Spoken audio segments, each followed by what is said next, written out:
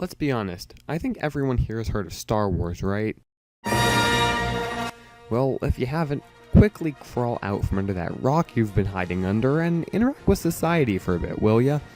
Anyway, with the popularity of almost any movie franchise comes other merchandise, including, say it with me, video games. Star Wars Battlefront is a combination first and third-person shooter released in PC, Xbox, and PS2 in 2004 by Pandemic Studios. It details battles between 4 factions across the prequel and original trilogies, and it was definitely well received, getting 9s and 10s across the board. We're not talking about that today. Instead, we're talking about Star Wars Battlefront. EA's Star Wars Battlefront. Released in 2015 for PC, Xbox One, and PS4, it retains the same genre as its predecessor, being marketed as a reboot to the Battlefront series. Reviews were notably mixed, despite the game's high-quality graphics and gameplay. What could be the reason for this poorer reception? Well, hey, let's just take a look and see. Quick note, I'll be looking at this game with no multiplayer and no DLC. See, you could probably argue that I'm not getting the full experience, but I'll delve into that a little bit later. Anyway, there are a few modes available to single players in this game. The first of which is known as Training. It's pretty much a glorified tutorial mode, in which you'll learn how to control the game in all of its modes with simplistic lives and achievement systems tacked on. You'll pilot an X-Wing, Speeder, AT-ST, a Snowspeeder, and control Darth Vader, each for one stage. You'll mostly just be told the controls by the game, complete a simple objective, and that's that. I will comment on at least the controls for the X-Wing, because I honestly thought they were really smooth and fluid. The Snowspeeders were too, but I kinda crashed a lot. Kaboom! The next mode on the list is Survival. This is the first real part of the game with ground combat, besides the short segment with Vader before.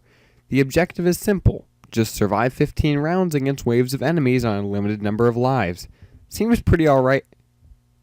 That's an AT-ST. Also, due to not actually realizing that my sub-weapon was designed to take down vehicles, I took down this AT-ST without it. It took almost as long as the third trilogy took to come out after the prequels. I do actually want to compliment this game on another thing, that being the reload system. Your weapons don't really need to reload as long as you aren't constantly firing them, but if you are, they'll actually overheat. However, by just doing a little button prompt correctly, your weapon will reload almost instantly, adding a little bit of player engagement besides just holding down the fire button. Another mode that relies pretty heavily on ground combat is Hero Battle. You can either play as one of the 6 heroes or a generic soldier. The entire mode is literally the most boring thing in the game, and that's saying something. You walk around shooting AI soldiers while looking for collectibles.